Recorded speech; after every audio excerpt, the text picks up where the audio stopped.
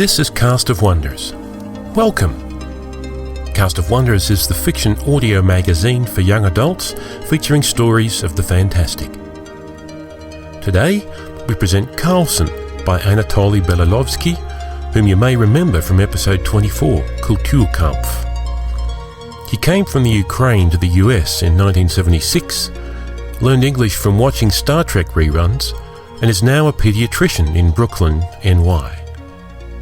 Anatoly has been published in Nature magazine, Andromeda Spaceways, Immersion Book of Steampunk, Idiomancer, and Chasma.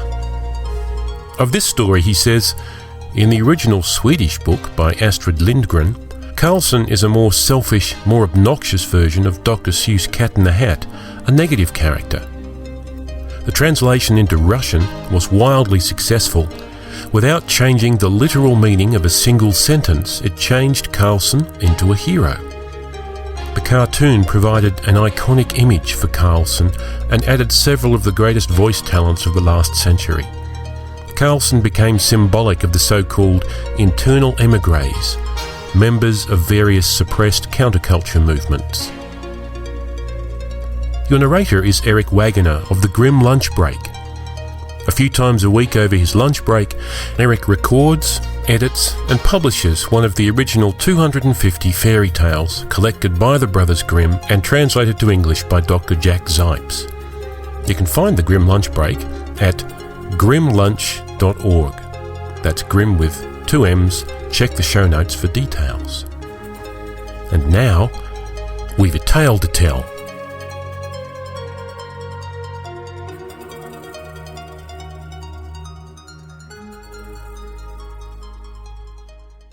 Karlsson by Anatoly Belilovsky.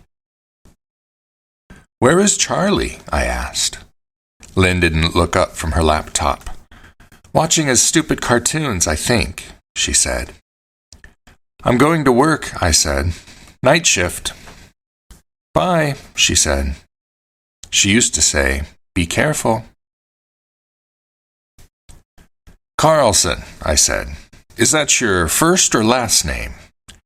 The dome light strobed off his grinning face, red, blue, yellow. His eyes were wide open. He had a coverall on, no hat. "Just Karlsson," said the man. "Karlsson who lives on the roof." There was a propeller hanging off the back of his coverall and a big red button sewn on the front. The button didn't look like it belonged there. It looked like he'd sewn it on himself. The button, and the propeller, too. "That's not what your wife says," I said. "She says your name is Arthur Quinn." "I have no wife," said the man. "I live on the roof. Wives don't live on roofs. If they knew how wonderful roofs are, they'd live there too." "You don't live here at all anymore," I said. "On the roof or under it? Your wife has a restraining order on you." The man shrugged. The propeller attached to the back of his coveralls bobbed up and down, one blade poking up above his head, 2 more swinging behind his elbows. "I have a friend in the house," he said, "and he needs me. I am his best friend in the world." "And," I continued, "she has made allegations." His grin slipped momentarily, then returned. "That's freckin' Bach. You should not believe anything she says. You know what she said once." "What?" I asked. "She said..." The man paused and wiggled his eyebrows. "Yes?" I said. "She said she loved children," the man whispered. His eyes were very wide. Dome-light reflections ran all around the pupils. "You'll have to come with me," I said, "to the precinct." The man nodded. "Can we go with lights and sirens? That would be the funnest thing in the world. And handcuffs. Can I have handcuffs?" He had to have handcuffs. Rules. "Yes," I said, "you can have handcuffs."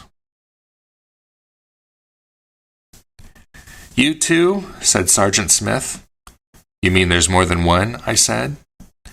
Her chuckle sounded a bit forced.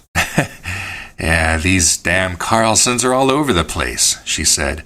Damn loonies. Family court is swamped. Where did they all come from? I said. Google it, she said. Karl with a K, double S-O-N. Look under videos.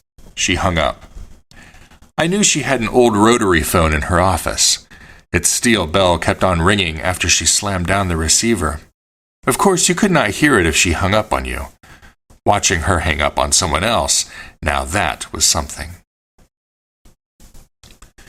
Someone did a hell of a job dubbing into English a 50-year-old Russian cartoon based on a Swedish children's book. Karlsson, a kindly, fat, jolly fellow, lives, as advertised, on a roof. Best only friend to little boy, only protector from the evil housekeeper Freckenbach. Flies through the window with the help of a little propeller attached to his back, which he turns on with a red button sewn on the front of his coveralls. Oh, and it runs on raspberry jam. Which, by an odd coincidence, is what one of my Karlssons would look like if he tried to fly off a roof of anything higher than a chicken coop. The next Karlsson was portly, just like the one in the cartoon. He was also black. I like this game, he said. It's like I'm in jail and Freckenbach is torturing me, but I am the world's best, bravest, strongest, moderately well-fed hero, and I will win. He sounded just like the voiceover artist who dubbed Karlsson's part in the cartoon. His propeller had broken when he fell from his roof. Good thing his wife and daughter lived in a ranch house surrounded by a flower bed. Make 'em pay for the flowers, yelled a voice from the house. Can we go with flashy lights and sirens? The black Karlsson said. Handcuffs too? I asked. His eyes lit up. Can we do that? We can do that, I said. I took Charlie to his pediatrician Wednesday. Dr. Lee usually had a lot of people in her office. This time they were all outside. So was Dr. Lee. She was on the roof. She wore a coverall with her propeller sewn on the back, and she held an open jar of raspberry jam between her knees and a big spoon in her hand. Hey, Dad, Karlsson shouted. Dr. Lee is a Karlsson now. This is despicable, said a woman near us, clutching a little girl. We need a pediatrician, not a clown. I like her better this way, said the little girl. Nonsense, said the woman. I had all these important questions. You wanted her to tell me that sweets are bad for me, said the little girl, and cartoons. She grinned suddenly. Hi, Dr. Karlsson on the roof, she shouted. Hi there, Daisy, Dr. Lee shouted from the roof. You are the best doctor, the girl shouted again. Dr. Lee heard her. Bestest kind in the world, she said, grinning round a spoonful of raspberry jam. Dr. Karlsson, said Charlie, but what if I really need help? Dr. Lee shifted her weight, hung her feet off the roof. See this doorbell, she said. Charlie nodded. If you ring it once, she said, it means don't come under any circumstances. Got it? Charlie nodded again. If you ring it twice, it means come right away, and I'll fly to your rescue immediately. And if you ring it 3 times? Yes, said Charlie. If you ring it 3 times, it means I am so happy I have the bestest best friend in the world, Karlsson, who lives on the roof, said Dr. Lee. And Charlie ran to ring the bell 3 times, but he had to get in line first. All the children wanted to do it. Ridiculous, said Lynn. I had some serious concerns about Charlie's behavior that I wanted to bring up with Dr. Lee, and now I can't. She had her face in her laptop. You know what he said to me? He said he wished one of us would turn into Karlsson. Maybe that's what he needs, I said. Go ahead, be Karlsson, she said. You can't be any more useless. You called me here to arrest me, I said. Sergeant Smith shook her head. Nah, just to serve you with a restraining order. What is Lynn alleging? I said. Not much, she said. Bad influence. I guess I still have a job, I said. You delivering the child support demand too, Sergeant? Not my job, she said. Emily. Emily who? I said. I'm Emily, she said, to my friends. Your bestest best friends in the world, I said. That didn't come out right. Not like the Karlsson said it. Emily quarter-smiled half, her mouth turned up, both eyes hooded. Why don't you go Karlsson yourself, she said. Charlie would like that. Why don't you, I said. I don't have a roof, she said, that I'd want to fall off of. Rain started then, drops clearing paths down the dusty outer panes of Emily's windows, its patter filling the silence like someone else's conversation. It wasn't much, as reasons went for staying silent, but by a mutual consent, it made a decent excuse. I turned to Emily's phone. I better call Charlie, I said, reaching for the receiver. Her hand clamped down on mine. Don't bother, she said. Her face was close, eyes wide, but not wide like a Karlsson's eyes. She was looking past me, at the window.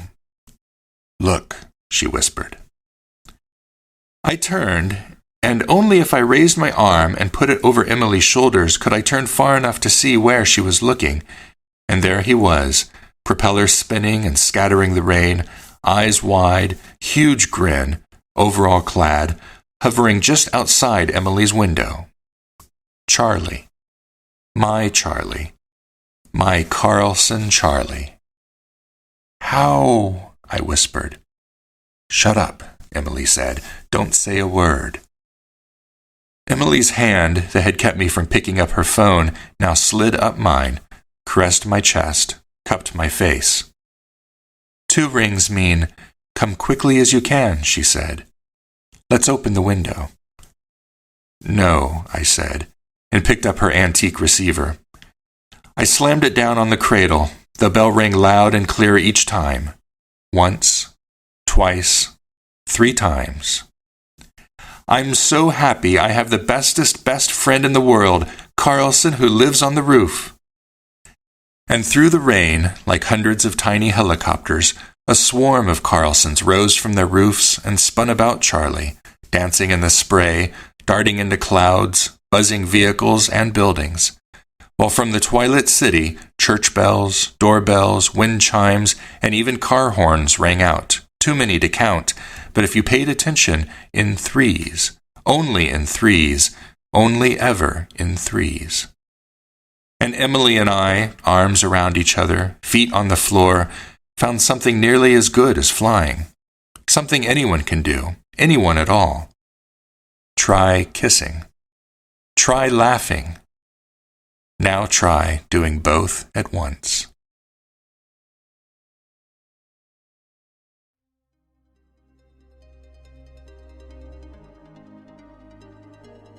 And so ends Karlsson. You can find episodes of the Russian cartoon on YouTube, and we'll include some links in the show notes. Check them out, then come tell us what you thought of the story in the forums at castofwonders.org/forums. We love bringing this free podcast to you, but it does cost money to make. If you visit our webpage at castofwonders.org, you'll see 2 donate buttons, one for one-time donations and one for monthly donations. If you'd like to support Cast of Wonders, we'd greatly appreciate you hitting one of those buttons. All the money goes to pay our authors for their wonderful stories. If you can't donate, no worries. Maybe you can write about us in your blog, on Twitter, on Facebook, anywhere you can. Spread the word. Cast of Wonders is released under a Creative Commons Attribution, Non-Commercial, No Derivatives license. Share it, but don't change it or sell it. Theme is Appeal to Heavens by Alexei Nov from musicalley.com.